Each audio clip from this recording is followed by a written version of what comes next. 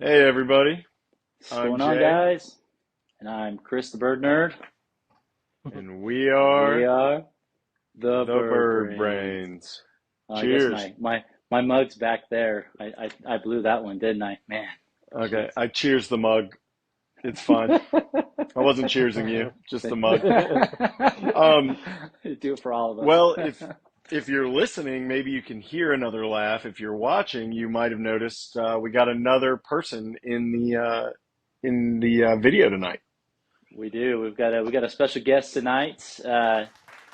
If y'all can see him, this is Craig. He actually is part of my family. I do come from a big bird nerd or a bird family, right? Grew up with birds. A couple of my brothers have birds, and we've invited Craig onto the podcast with us to share with us some of his knowledge and some of the birds that he's raised in the past and currently raising, and also, just a little piece that we'll get into further. Craig does a lot of the hookbills, kind of your smaller hookbills, lovebirds, cockatiels, ringnecks, things like that. So we wanted to bring a little bit of variety to the podcast. I know Jay and I were mostly into the finch species, with dabbling a little bit in some of the small hookbills, the small passive hookbills and quiet hookbills. But so we thought it'd be pretty good to bring Craig on. So Craig, if you want to take a minute, introduce yourself, let us know who you are, and we'll kind Yeah, of and kick it off after that. thanks for joining us. We appreciate you hopping on tonight. Yes, yes. Yeah, I appreciate the invite. So it's always cool to do this stuff. But yeah, I appreciate you letting me be here. And as Chris said, we grew up as a bird nerd family, and just kind of we've kept it going. So, but yeah, grateful to be here. So Yeah, I'm really jealous of that. So, I've got three siblings myself, and two of them I don't think would do birds, but I've got one brother that he lives kind of close by. He's up in Atlanta, and I'm trying. I think I'm just gonna surprise him like for his birthday. I'm just gonna be like, here's a pair of finches, like they're yours. Can't no take backsies. So, and we'll it's see how that goes over, but it's pretty fun, Jay. We even today throughout the day, how many Marco Polos did we send back and forth, Craig? And we've got my other brother Bob, in a little triad there of Marco Polos, and we're just sending videos of our birds and some of the birds that Craig has, and it's pretty fun. We're just kind of chipping back and forth on well, all the yeah, different successes that we the have with funny them. It's part pretty is cool. my brother, who I want to do this, also named Bob. So it's a sign. I want my bird Bob. Why can't I have a bird Bob? Right? Yeah. But if you're I Bob, love when it. you watch this, they're coming. Yeah, there you go. Get Yeah. ready. I don't know. Hopefully our brother watches it. I don't know if he does. He's not too much into social media stuff, but I know my parents do. My wife does sometimes. I know a lot of probably we should start doing this more. Like I know my friend Bird Talk, she listens. My buddy Jacob, he's listening. Um, Aloha or Ohana Birds, Ohana Feathers is his new oh yeah, channel. yeah, Our uh-huh, friend Aladdin out in Hawaii. yeah. So there's definitely we're getting some repeat people that are chiming in. I love it. My, There you go. it's funny. My daughter's this huge advocate for. I think she's just a daddy's girl, but she's convinced all of her friends to watch, the podcast, and then my Bird Nerd YouTube channel, and every once in a while I'll get a comment down there. Hey, I'm your daughter's friend at school. Thanks for watching. Your videos are really cool. It's pretty funny. Yeah. Well, Good that's how thing we my daughter is. Yeah. She pipes in. She's like, "Oh, Chris is on Uh, TV again. You better yeah. watch him." Yeah. That's It's pretty awesome. funny. Well, yeah, mine will see it and be like, Daddy, and mine are too little to understand that I can put up a YouTube video and they're just like, Daddy's on TV. Yeah. I'm like, Yeah. Daddy put himself on TV, but yes.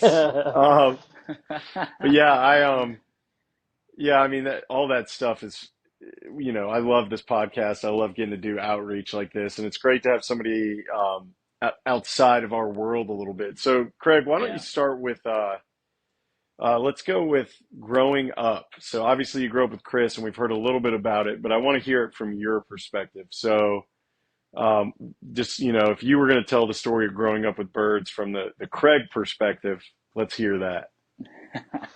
Yeah, I mean, our some of our youngest memories was our dad had a cockatiel and his name was Leo, and from 4 to 5 years old I remember always holding him, always playing with him. And then I still remember our first bird cage we built outside. It was just a little tiny white shed that we had some parakeets and cockatiels in, and then our mom finally gave the go ahead to build a bigger aviary, and we built this big giant white box, which I still remember hanging up wires, and we had finches in there, and I have amazing memories of just sitting out there with seed in my hand and having the finches come into our hands, and just I still, the little peck you get on your hands from their beaks and everything, and helping with the babies when they fall out of the nest. We'd always pick them up and put them back in, and then we expanded our aviary, built another section to it, and it was fun. It was like we always had birds from they are just being born, and then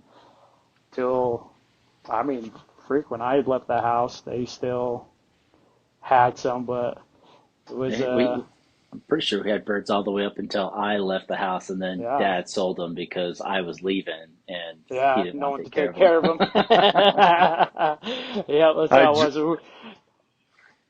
yeah, I dream of the day when my kids are old enough to help. Now when Chris and I've talked about this a lot, but now they're still in there making a mess and undoing seed containers and spilling. But one day, a couple more years, it's going to be, hey, have you cleaned the bird cage yet?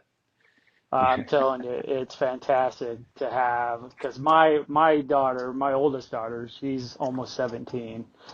Oh, So she's 17 and my youngest is 10, and they're my bird nerds. They always are helping feeding, always helping take care of them, cleaning.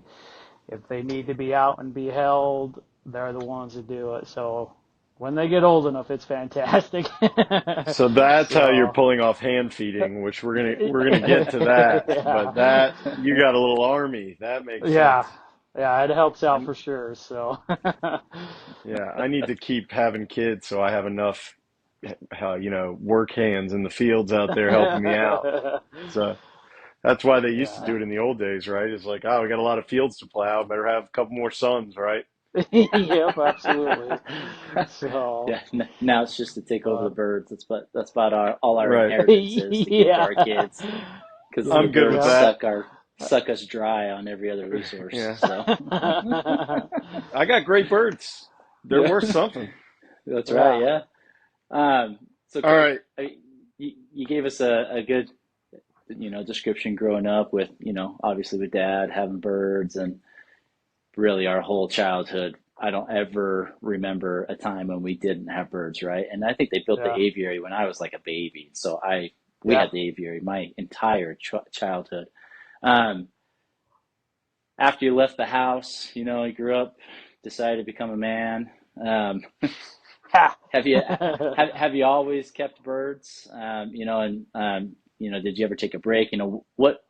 When did you get into birds? What drove you to birds? Tell us a little bit about that.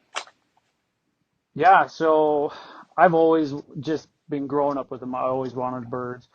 And when we first got married, we lived in like a basement apartment, and we were there just for a couple months, and then we moved into Bob's house. He had a basement in their old house, and we lived in there. So for about 2 years, when we were first married, we got married in '05. We we didn't have birds, but as soon as we got into our townhome, we just had a small brick patio in the back, and they all come with like custom sheds or whatever for each townhome. And I built like a 2x5 section right where the shed is, and I was like, we're starting birds now, and because I was like, I've always wanted to get them. I've always wanted to have them. I always wanted lovebirds and cockatiels and ringnecks. Those are the ones that I've always wanted to just to have. And so our first birds we got was we got two cockatiels, and one of them Chris actually has. Mikey. Yep. That was actually our bird when Ah, we first started. So Yep. we got that and a other cockatiel, and we called them Mike and Ike. And so I had an aviary at our other house, and when we planned on moving, we were getting a rental home, and so we couldn't bring up birds. We had a couple lovebirds and our cockatiel, and so I think I gave them to Bob when we Hmm. moved up here to Idaho, and then we were here once we got into our house, which was about 6 months after we moved up here. That's when I started building my aviary. So ever since then, we've had, yeah, so about maybe 3 years out of our married life, which, we've been married for almost 20 years. We've had birds. So, Yeah, all right. and So when you you took a first, little break there, but not long. yeah, yeah. And it wasn't by choice, so it was I just get because we that. didn't have anywhere to put them for our rental house. So, Yeah. but, yeah, and you got into, when you built your aviary, you got into quite a few different mutations of lovebirds. Like you had a pretty sweet little collection of yeah, lovebirds that was, I mean, they were beautiful, and we've got pictures and some videos that I'll post along here, so you guys can see the different types of birds that Craig has had in the past. Just beautiful, babies, hand feeding some of them, several of them. Your family tamed down. I mean, they were, house pets and incredibly oh yeah, tame animals because they got loved 24/7, throughout yeah. with your family and your kids. And so it was pretty cool to some of the birds that you've had in the past that, they were beautiful. Yeah, we did. We started off with lovebirds, and at one point we had I want to say we had about 30 lovebirds. Yeah, at one point in our aviary. We had every fishers, black masks, cobalts, Latinos. We had quite a good variety of And them. And yeah, do the different lovebird color morphs, is it all the same species or is it different species? I had different. So most of the fishers they kind of stayed together, but I had a cobalt and a Latino pair up, and so but their colors, their hatchlings, they really didn't morph into colors. They was either Latino or they were the cobalt ones. I didn't really get any crazy mutations out of those ones. I did have a blue black mask that made it up with a peach face, and that one kind of had a little different colorations. It wasn't so much a peach face, but you could see that tint in them. Um, but I got some pretty colorations out of those ones for sure. So But so are they one species or is it in different subspecies or so they they all were can just one. interbreed? Yeah, they were just one species. I didn't have any other ones. So, but yeah. Very cool. And I guess that's the next question is what species do you have now? So right now I'm actually breeding Indian ringnecks. Um, we do have parakeets and some cockatiels and whatnot, but as far as my main focus is an Indian ringnecks, and I've got a couple pairs of those right now. So An Indian ringneck was my first foray into major hookbills. So I had a cockatiel and then I had a budgie. Then when I was in college, I had an Indian ringneck named Carlos for a few years. Named him after the baby in the Hangover movie. He was a good bird. Then when I graduated from college, that's when I had to take my break and I had to rehome Carlos. And I hope he's somewhere out there. If anybody ever finds Carlos, I'll take him back if you don't want him. So, yeah, that's What? growing up. Our older brother got a ringneck, and we named him Dr. Pepper. And hands Yeah. down, he was the funnest bird. And that's what I have always wanted to do ringnecks because of him, and What so I what finally was got the the opportunity song to do it. that he could sing, Craig? Do you remember? He could sing. It was the Tetris song The that Tetris, yeah, off of Nintendo, and he would sit there yep, and just sing the song over and over. It was pretty funny. yeah. That Well, is funny. our parents would play Tetris till like 4 in the morning, so he just sat there and listened to him all the Yeah. time. So, So but yeah, he Okay. would. maybe going along with that, Craig, with the species that you've had. We've talked about lovebirds, we've talked about cockatiels currently breeding and keeping Indian ringnecks. You know, many of our listeners are finch breeders, right, or finch keepers. What would you say would be some of the pros and some of the cons of owning, a larger hookbill like a ringneck or a lovebird? What are some of the things you love about them? What are some of the things you would caution someone about if they're considering getting a bird like that? Stuff that we love is the interaction with our lovebirds that we've had and our ringnecks that we've had. Just that love and connection you can build with an actual, a hookbill, a larger bird, a parrot, to where you can hold them, you can walk around with them. Like we have one from our babies that we had from last year, and she's my wife's best friend. I mean, she goes down her shirt and cuddles with them, and they dance, and they just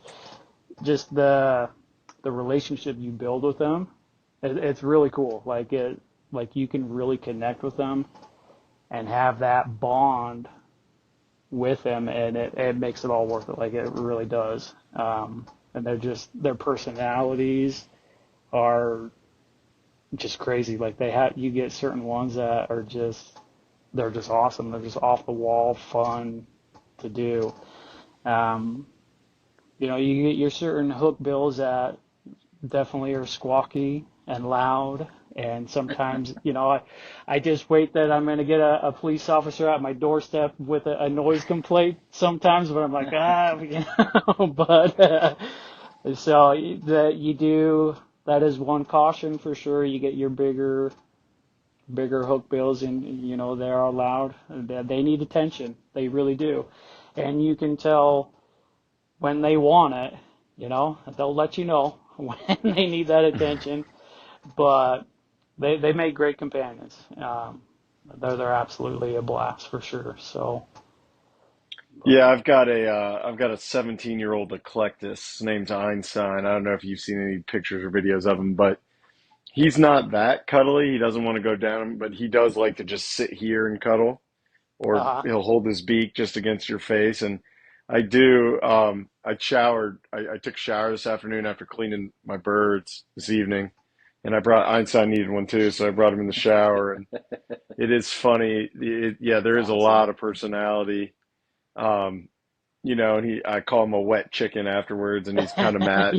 He doesn't like being toweled because he's used to getting medicine. So I was oh toweling yeah, him off afterwards, and he got all mad at me. And my wife was laughing because I came back out into the living room and had him on my hand, and he was just looking at me sideways. They're very funny and spunky.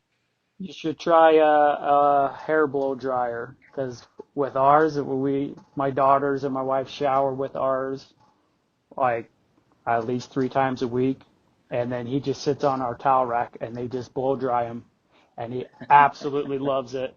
Like he'll put his head down for where he wants it, or he'll turn his wings, open up his like it's ridiculous. Like he'll be like, okay, this wing, now this wing, get my tail. Like it's hilarious, and he just Sounds like a loves it. spoiled bird to me. Yeah, that's 100% he is. sounds like a bird that's running a household. Yeah, Um, Yep, exactly. Well, 100%. and, and Craig, you talked about companionship with the birds, and your breeder pairs that you have currently, your breeder ringneck pairs, they're not hand tame, right, for the most part, but they No. still like attention from you, some of them at least, right, and they let you know when they want the attention and they come up to the wire, whereas, some of your other ringnecks that you have inside your house that are companions, right? I think that their level of attention that they want and need and require from you guys is, completely different. And, so even if they're not hand tamed, they like that human interaction. But if Oh, you have, absolutely. a companion bird that, has bonded with you, that just, expounds that attention that they need from you on a daily basis. And so, Yeah, absolutely. So my breeders, my three pairs outside, they 100% know when it's feeding time, because I walk out there with, like cut up apples or their fresh food and whatnot, and they're right there on their door waiting for me. And, but it definitely takes time. So when I first got them, obviously they didn't know who I was, and they were skittish. Every time I would walk in, they would fly to the other side. But now it's gotten to the point where certain ones are like sitting right next to my hand, like waiting for that food to hit the tray. I'm like, come on, and we've got them to talk with us, and every now and then we're getting to the point where they do trust you, and they'll take stuff out of your hands and stuff. So they do still love that, even though they're not an inside house, pet, and they're not interacting with us on a 24/7 basis. They still need that interaction and that affection, and it shows.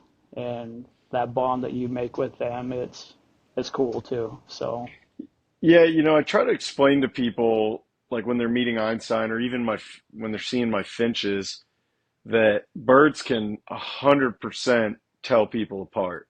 oh yeah, So absolutely. yeah, and a lot of people like don't believe me. They're skeptical, and I'm like, look, I'm telling you, Einstein, like, so my 4 year old, she'll come up, and she's not she's a 4 year old. She loves him, she wants to hold him, but she's not super gentle, right? So he now when she gets nearby, he'll go,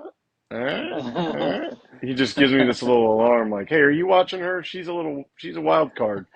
But my Yeah. son, all he wants to do is just stand there and point at him, and then he also always tries to let him out of his cage, if he's in his cage. So Einstein has figured out, like, this one doesn't poke me, and every once in a while he springs me. So he doesn't make the alarm for him. Yeah, But yeah, yeah, they're shy around new people, but if they get to know you and trust you, totally different ball game. you know, it's, absolutely, it, absolutely. it's funny you say that, Jay. So, as Craig mentioned, Mikey, it was one of the first cockatiels that he and his wife had purchased. And how long did you have him for, Craig? You guys probably had him for what, 5, 7 years We had about before you gave him seven to years, Bob? yeah. Yep, And, 7 years. he gave him to Bob when you guys moved out of state. And Bob kept him for a couple years, and then I convinced him. I really wanted him, so I convinced him, like, hey man, like, I'll play with him, like, bring him, let me take him over to my house. I'll give him a good life. And so he let me take him. And even to this day, we Craig comes and visits a couple times a year. He's living out of state. Even now, after, I've had him for, oh geez, probably 8 years, 5 to 7 years now too. Yeah, probably around that 7 year mark is how long I've had him for. Even now, when Craig comes to my house, comes into my aviary and yeah. speaks, he knows right away, and he's flapping his wings, and Immediately. he's wanting us to open that door so he can go say hi to him. He's never forgotten him, which Yep. is Yeah. so cool. And just happy to see After him. so many years, yeah, he's happy to see him. It's crazy. Yeah, it's cool. It's fun because yeah, he just opens right up. Like he's like, I know who you are. And they Yeah, do. starts whistling and So squawking. That's It's awesome. pretty So funny. And yeah, so I was going to ask that. That brings me to my next question. So one thing you kind of brought it up, and I'm asking not just as an interviewer or whatever, but as a guy that isn't as experienced with hookbills as you. So what are you feeding your birds on the daily, and then your breeders? Are you doing any kind of special food for breeding them? Are you egg food, or I mean, what do they get on a breeding diet? What do they get when they're not breeding? so when I first started, the first pair that I had a green pair, and they I just had them on. I have like a garden seed mix. So it's got pumpkin seeds in it, dried fruit and dried vegetables and things like that in there. And I tried the the hard boiled eggs, like, because I've watched Chris do what he does with his finches and the mixtures that he would do, and so, but my ringnecks, they wouldn't take to the eggs, like they wouldn't do the hard boiled eggs, and I tried a couple different options, but then I found not so much a powder mix, but just like kind of ground up eggs and whatnot. And so I put that every 3 days they'll get their new seed, and then I give them up their chop, which is sweet peppers, carrots, sugar snap peas, apples, fruits and vegetables like that, and I'll just powder that egg site over it and just mix it in like that. And honestly, there's a huge difference within the colorations, their digestive system. Like it was so much better for them. And so as far as I haven't really experienced with like changing up their diet as far as breeding time goes compared to just regular, just because I haven't had any issues with it. I've just kind of kept it at their diet steady and whatnot. I have tried to go to kind of a pellet blend. So I do mix a few pellets into their garden seed mix. So I kind of get a little bit of variety of everything. So which I Yeah, think and is good. I've got Einstein on his own separate chop that's a mix of a lot of the things you listed, and then I also add in quinoa, Hmm. which he seems to like a lot, and it also like because they're small pieces, it kind of gives them something to work on. And then I use yeah like a dry I use Hagen Tropamix who sponsors me, but their dry egg food mix is in Yeah. there as well. Yeah, and that's a good way to do it. Um, all right, so do you have any species that you used to keep that you don't keep anymore, or just that I guess you have some that you don't breed anymore, but you're like I used to keep X and now I don't. You have anything Yeah. like that? So I used to have the lovebirds. That's what we started out with when I first built my full size aviary. We started out with the lovebirds, and then we absolutely loved the lovebirds. They were fantastic, and we had a lot of success with them. And then I just wanted to jump into ringnecks, and just the way the layout of our yard and everything. I would love to build another aviary and kept the lovebirds, and then kind of went to the ringnecks on the other side. But unfortunately, we couldn't do that, so we just kind of weaned out of the lovebirds, and then we just slowly started getting ringnecks. So, but we do miss the lovebirds for sure. We miss their squawks and their chirps. Um, but we absolutely love our ringnecks, and they're a blast. So, but we do have a few parakeets and cockatiels. My daughter has a cockatiel that we keep inside the house. We have the parakeets just for their sounds because I love their chatter. But yeah, good times. And would you, for those who maybe have never kept, some of these species, would you recommend keeping any of those together, like your lovebirds and your ringnecks? Would they get along together, or would you recommend keeping them separate? I would definitely if starting out, we're 100% keep them separate. Um, if in the future you are wanting to put them together, so like my aviary, I have three different sections. It's an L shape, and then there's another section in the middle, which all of my cages are connected. I have windows that they can pop in through and out. Um, and so when I got all my pairs, they were all next to each other, but they weren't in the same flight aviaries. They weren't able to be interactive that way. But yet they were still able to see each other, eat next to each other, and everything like that. So I suggest if you are planning on combining them, you definitely want them separated. Let them get to know each other, see each other, squawk with each other, talk with each other, everything went to that effect. I definitely would not just put them in the same cage right off the bat. You Yeah. know, And I, people say, oh, they're okay. Just to be safe, don't do it. let them get to know each other and things that way.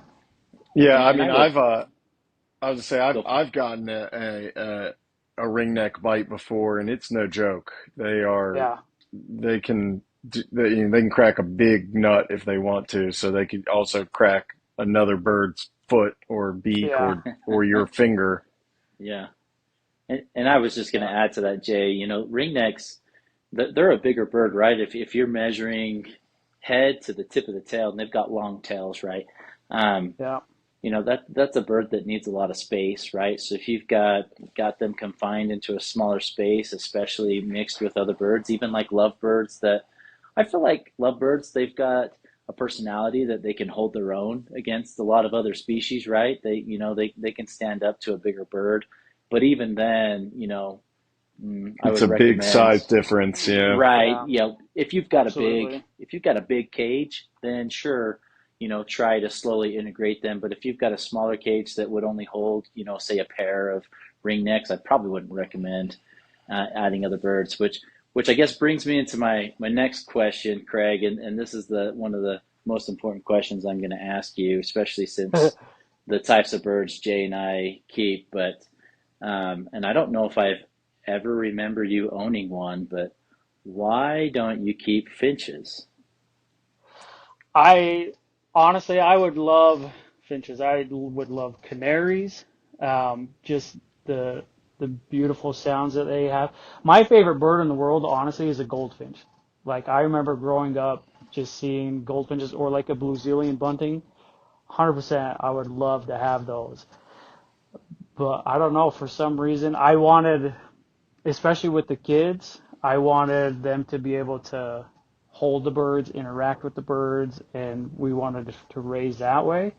Um, but yeah, I would love to have certain finches and whatnot. And my wife just went on a trip out. She went down south. She went to Tennessee, and from her hotel room, she was filming like cardinals just right there. She's like, "Why do we not have these?" I was like, "I Yeah, don't know." yeah. Living in the So desert, we've got a very few selection of beautiful wild finches. yeah, Yeah, The I've got a goldfinch and pair the of blue bunting. That's about it. yeah, yeah, I've got a pair of cardinals in my yard that are local, and then I've also right now in the wreath on our front door. I'm going to post it to Instagram tomorrow. Got a pair of house finches, the male, the cockbird, beautiful bright red right now, and they built a Nice. nest. We actually have two reeds on our front door, and our front door is like a double door, but only one is the normal one you use, and they built it on the yeah. one we use. So I told my wife swap the reeds. So we moved it to the other side, and I don't know if they're going to keep coming back or not, but I saw them in there again today. So, That's awesome. but what I heard from that, Chris, is we got to get them some birds. That's what I heard. I know that's exactly what I'm Yeah. hearing. So So next I time I'm have up there, I'll I bring got you a present. canaries fledging tomorrow, Craig. Well, the thing is, I Making have canaries I happen. have gotten permission from the boss to build another bird cage on the other side of our lawn and put the ringnecks over there because we want to expand it and make it just a little bit bigger. So when that happens, I've got a whole aviary that was going to need something in there. So You've got plenty of birds that you could choose from. So If only you knew a guy. yeah, right. yeah, right. Oh, that's fun. No, we'll make that happen, and Chris and I are talking. I think we're shipping next week, so Yeah. we're gonna get that skill under Chris's belt, and then we'll be Oh ready to man, rock. I So think I yeah, need you, Jay, to show me some shipping 101 yeah. videos so your Well, birds don't show up at your front door dead. So well, step one, they don't show up at the front door. They hold them at the post well, office. at the post office, yeah. So we should probably talk about that. No, it's funny. My friend Alex, who I think we'll have on here soon, he he just traded with a guy some red-billed firefinches, and he's shipped to me before, so I showed him how so he could ship to me, and now he's shipping with somebody else, and he was calling me, hey, I did this, isn't this, is this right? But it's and I shipped out a bird today. I don't know if Angela's listening, but if Angela's listening, she got a baby bork headed her way, and he's in transit right now. Um, Nice. So it's not, the whole secret is to make sure that they have enough food and water to get them there. And if the post office screws up and it's a day late, that's not the end of the bird. Yeah. But it's not that hard to do as long as I've had one time where the box kind of got smushed and it had a bunch of orange cheek wax bills in it. One of the wax bills did get killed. But I've shipped or gotten shipped to me probably, I don't know, 100 birds, Nice. maybe more over the last couple of years. And one bad experience that was a weird outlier. Um, so I feel pretty comfortable doing it. Um, That's awesome. I wouldn't send my human kid through the mail, which they used to do that. Do you know that Yeah. that was a thing back in the day? Really? Yeah, you could mail your children. There's old, Google it after we're done here. There's old post office ads. So like instead of like before they had where you could send your kid unaccompanied minor on a plane, you used to be able to send your kids first class to grandma's house. Yeah. Wow. All Yeah. right, all So, right, Craig. I'll so be sending a couple of my kids your way here. Yeah, I'm Expect sending them them tomorrow right or the back. next day.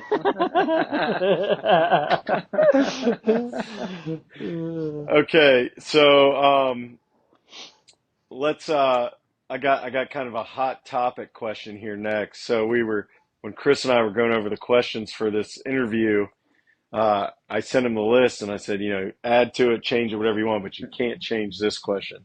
So Okay. we've got the three brothers here. We've got Bob, Chris, and Craig. Who is the best bird keeper of the three? Keeper? Well, Hmm. I don't know, but I don't do, I mean, I probably would say Chris just because he's been doing it for longer. That's a He's good, got a good sweet answer. setup. You know, he's How just, much did he pay you?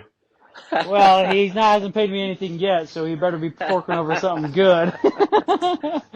But I'll send you my children tomorrow. Those that's, Just kidding. those your new canaries just got cheaper. Yeah. yeah. Yeah, there you go. you know, Bob does fantastic as well. He has great Yeah, success, and the variety of finches that they both have. Like it's cool. It's fantastic to see the success that they both have, and with you guys' channel and everything and your podcast, like it's awesome. So it's cool to see everybody go on. Chris just needs to come up and build my new bird cage like his new one, and we'll be good. there you go. So He's offered the same to me to come help me build a bigger one, and there you go. just like I hear it from y'all, just like y'all, I've got to get permission from the big boss to expand. So I got Funny how that permission works. to not this past season, but the season before that, I expanded, and at the end of the season, I added a couple more feet. Now I've got my eye on the next couple feet. But Yeah. honey, if Well, you're listening, don't worry. I'm not doing it yet. We're going to talk about it. we'll wait till she goes out on a girls' trip and then just crank it out in the weekend and see if she Yeah, there you recognizes. go. I don't know. I don't. Well, the problem is if we go any further, we're going to go past our bathroom window, Uh, and so she'll be that'd be cool. looking You out can the just window, open up your going, window and let the birds come in. "That's what I'm saying. Yeah. That's what I'm saying. You could sit there, while you do your makeup, honey, and have Yeah. a nice view." But I'm working on it. I'm working on it. Oh, I love it. All right, so then let's get towards the end here. But Craig, so one thing I want to do with all our guests, and obviously you're our first guest, so you get to take the first crack at it, is your best overall advice for bird keeping. So call it like dad advice for bird keeping. So if you were talking to someone, they were new to the hobby, you could only give them one paragraph. What is your advice? So my advice I give, especially for ringnecks, it's not something you cannot take it lightly. Like this is not something that you're just gonna, oh, I got a new bird and he's just gonna sit in the cage. You can't do that. You have to. They need attention. They need love. They need care. It's not just cool. I have a bird downstairs and that's how it is. It takes work. There's a lot of work that goes into it. Obviously, there's a lot of time. There's a lot of money. Um, so if it's something that you're passionate about, it's definitely worth it. But It's not easy sometimes for sure. So you gotta, it's got to be a full commitment. You can't just half it, you know.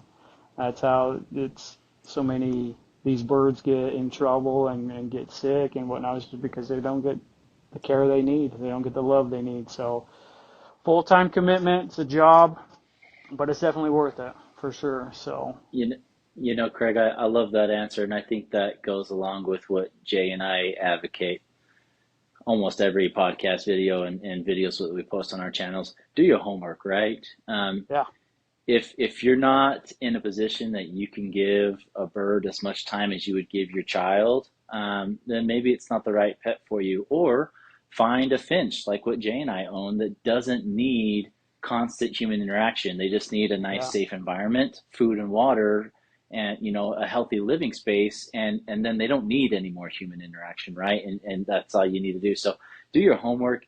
I think many times people get trapped into the I love the beautiful colors, and I watch videos of people, talking with their parrots back and forth and yeah, cuddling and snuggling, and they want that piece of it, but they don't want to have to do everything that, would build that relationship to get you to that space. And so, yeah, do your homework, like you said, be responsible, and, know what you're getting into depending on what species you buy, whether it's a bird, a cat, a dog, an alligator like Jay has in his yeah. backyard. I mean, whatever, so.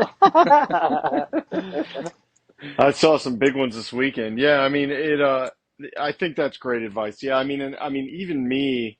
So like everybody on this podcast, if you've been listening by now, I mean I've been keeping birds basically my entire life, right? I'm over 20 years of bird keeping.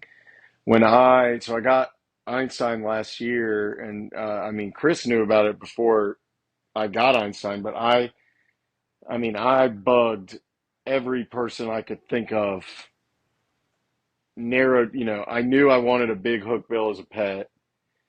I narrowed it down to a couple of species, and it had nothing to do with what they looked like at all. It was completely, this is my lifestyle. This is what I'm capable of providing for the bird. Yeah, Does this species make sense? And there were a couple that I initially was interested in, like really came close to getting a Kaik, and then decided I didn't have I couldn't do a Kaik right now.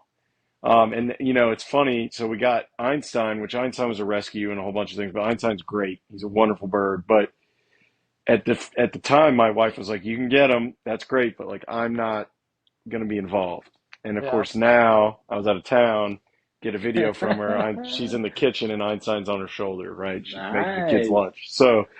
So we're making progress there. So maybe that'll change in the future, but it's definitely, I think your advice is great. And I would even add to it, keep evaluating, right? Yeah, Right. So absolutely. just because you got a bird 10 years ago and you were in the perfect place 10 years ago, maybe life's changed and we need to make a change. We need to do something different. So I think, Absolutely. it all comes down to making the right choice for you, putting the bird first, right? It's a responsibility, like you said.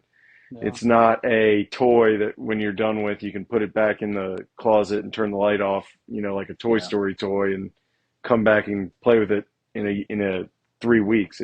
yeah, It's a family member. yep, Yeah. for sure. Well, Hmm. and also to take into consideration, what you just said, Jay, parrots, I mean, they live 20, 30, 40, 50 plus years, right? Depending on the Yeah, species that you get. And that's a huge commitment, and it's 50 years of taking care of a 10-year-old kid. It's like that's the level that they're on, they need constant attention. They're constantly into trouble, right?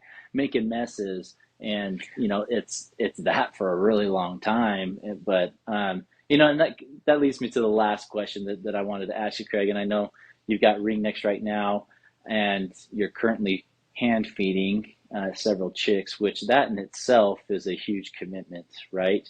yeah, Being dad of these little chicks, and the time requirement that it takes to do that. And I have people reach out all the time, even just for finches, asking about hand feeding, and they want to hatch out the eggs and hand raise them. And what I suggest, and I always recommend back to them, I say let the parents feed them, right? Because it's easier. I think the hook bills are a little bit different, because once you get to a certain point and you can hand feed them, that helps connect that initial bond with the birds, that human to bird bond, and helps them, behavioral wise when they get older. But, maybe dive in just a little bit, Craig. Tell us, what's it like hand feeding babies? Would you recommend it to people? And then if they are awake, I think we'd love to see a little peek at these ugly Oh little yeah. raptors because they don't have feathers yet. But yeah, kind of fill us in on the hand feeding piece, the time commitment that it takes, and everything that goes into that. Yeah, it's a huge time commitment. Um, so what I like to do, I usually, when they first hatch, I let the parents take care of them for the first couple of weeks. Um, I try to pull them about 3 weeks in because that's when their eyes start to open. And so I try to pull them before their eyes open. So when they do start cracking open, obviously it's us who they see. That's first thing that they're going to see. It's me, you know, and it's a huge difference. Because I remember with some of our lovebirds, like we would just wait till they, were fledgling and they would get out and then like, okay, now we can pull them and try to tame them that way. And you still can just because they're so young. And even with ringnecks, it's a process, you can do that, but it's definitely, if it's something that you're wanting them to be an indoor house pet, hold all the time, cuddle, things like that, that's why we decided to pull them at 3 weeks and get that bond, get that connection with them. But yeah, it's you're feeding in the beginning every 3 hours of the day. Every 3 hours you got to feed them, and sometimes it's tough when that because we feed them with a syringe, and sometimes it get messy and it gets all over the place and whatnot. But um, it's And do fun. you I do gotta you tell you feed them what, it's through the fun. night? Do you feed Yeah. them through the night as well? Yeah, so right now they're at this stage where I don't have to feed them till about every 6 to 8 hours. So right now I'm doing pretty good now. I've gotten to the point where I don't have to get up. Like I'll feed them 10 and 11 o'clock at night, and then I don't have to feed them till 5 to 6 in the morning. But when we first pull them, it's every 3 hours, even in the night. So like I'll feed them at 11 o'clock, then I got to feed them at 1 in the morning, then 4 in the morning, and that those first week and a half, 2 weeks, it's brutal because it's all day, like it's nonstop. You have to when they're that young and that little. And this last batch that with this clutch that we pulled in, we were lucky because when I pulled them in, that we had four of them. The runt was beyond the runt of the litter. He was so tiny and so malnourished. Like honestly, if I would have waited 2 more days, he would have been dead. And so Yeah. luckily we were able to bring him in and get him food. But yeah, I'll show you them because they are ready to eat. But right now the three older ones, their pin feathers are coming through and they're all able to stand and walk. But yeah, when they're first born, they're definitely aliens because they don't have a single feather on them. Their eyes are closed and they're ugly, but it's a cute ugly. So, but They yeah, definitely look like little velociraptors, little naked velociraptors. Yeah. yeah, right now the way that they stand up and their long necks but yeah, it's a commitment for sure. Time consuming commitment but we enjoy it. We love it. Yeah, I don't Awesome. think the time commitment's the big thing I think people don't understand. They think, "Oh, I'll just feed it." Well, first of all, it's not necessarily super easy to do in Yeah, general. Yeah. You got to know what you're doing and kill a bird very easily. absolutely. But then also, yeah, that people don't consider like people ask me some, yeah, will I hand feed a finch for them? It's like you think every 3 hours is tough. Hand Yeah, feeding a try finch, every you're talking hour and a every half. hour and a half. Yeah. Yeah. Yeah, and absolutely. and you got to wake up, heat up a bowl, feed them that much, That and much. and it's like, yeah, no, I'm not gonna do that. Yeah, I don't think it's the right call, and I mean, I definitely, hand feeding, and I'll often pull my babies, and I breed hookbills, I breed borks, budgies, and teals. Um, I'll pull them, yeah, 2.5, 3 weeks, and take them to my local bird stores, and they'll hand feed them. Yeah, That's Yeah. great, but as far as me doing it, I mean, yeah, it is not something I would recommend for a first timer, nor is it something I would recommend for anybody that doesn't have them, their wife, and two kids that can all pitch in and do it. yeah, Yep. I for agree. sure. Mhm. All right, well, let's see So, these suckers. yeah, Yeah. All right, let's they're see nice. these All guys. right. So here's one Oh of them. wow. With their pin feathers coming through. And Craig, And these they are these loud. four these four came from the same clutch, right? And they should be Yep, blue ringnecks. yep. There'll be a kind of a coloration blue. And I'll show you the runt, you see, because all of them, all the older ones have these pin feathers are coming through. And then here's the runt. They're so loud. He's got nothing. Nice. He's And doing he's better, pulling. buddy. So, Hey, A little lot bigger guy. than last time I saw him. yeah, he's getting there, huh? But yeah, That's I awesome.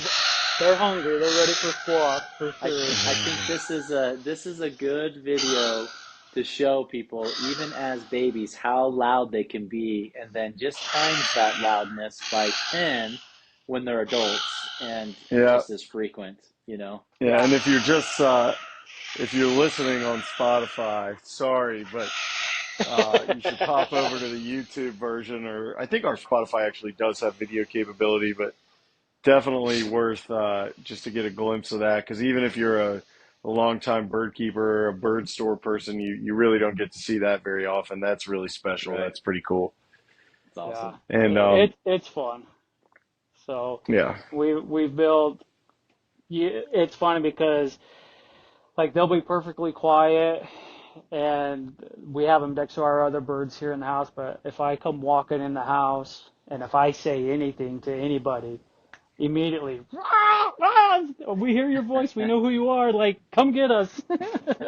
food time. Yeah. So that's That's funny. awesome. Awesome. All right. Well, I can't thank you enough for joining us, and we'll have you back for a round two of this some point down the road for sure. Yeah, Absolutely. I appreciate it. and I think, those that are listening, if you guys got any questions, ringnecks, lovebirds, cockatiels, I know Craig's, bred all of those, throughout the last decade plus, right? So, drop questions down, comments down below. We'd be happy to have Craig back on to help answer some of those questions if needed and kind of do some follow up.